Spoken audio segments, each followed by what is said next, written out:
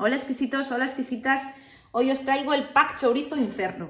Es un vídeo que tenía muchas ganas de hacer porque es una receta muy gallega y muy bonita, ya veréis. El pack se compone del cerdito de barro, procedente de una alfarería artesana, muy resistente y perfecto para elaborar esta receta. El pincho de acero inoxidable donde vamos a introducir el cerdito, tiene una anilla para que podamos irle dando vueltas muy fácilmente. Medio kilo de chorizos, receta Galicia exquisita, chorizos caseros que llevamos más de 50 años preparándolos y a la gente le encanta. Y aunque en Galicia exquisita contamos con una amplia gama de orujos gallegos, hemos elegido el de Pazo de Villarei para este pack porque tiene una graduación de 42 grados, es decir, es quizá el más alto que tenemos. Y además, bueno, tiene una botella muy bonita, como veis, viene con denominación de aguardiente de Galicia. Pazo de Villarei está elaborado con uva de Albariño, que se cultiva desde la época prerromana.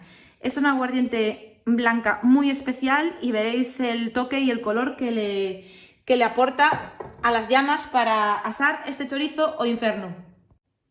Bueno, que sepáis que esto es muy fácil porque yo le he comido el chorizo al infierno muchas veces, pero nunca había elaborado esta receta y solamente he echado la aguardiente blanca. He acercado una cerilla y enseguida ha empezado a arder. No sé si lo podéis apreciar bien, pero ahora que introduzca el chorizo lo vais a ver. Vais a ver cómo se quema. Mira, ahora lo dejamos así un poquito. No sé si podéis ver cómo se quema. Enseguida con la grasilla del chorizo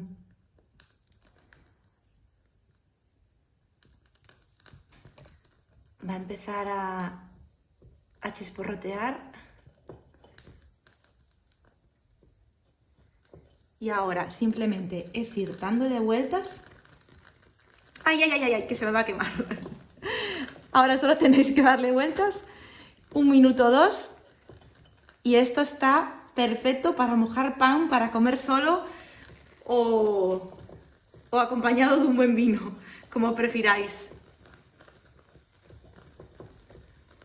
Así que con este maravilloso aroma, que es una pena que no lo podáis disfrutar, y este gran espectáculo os dejo antes de quemar la cocina. Un saludo muy grande, exquisitos.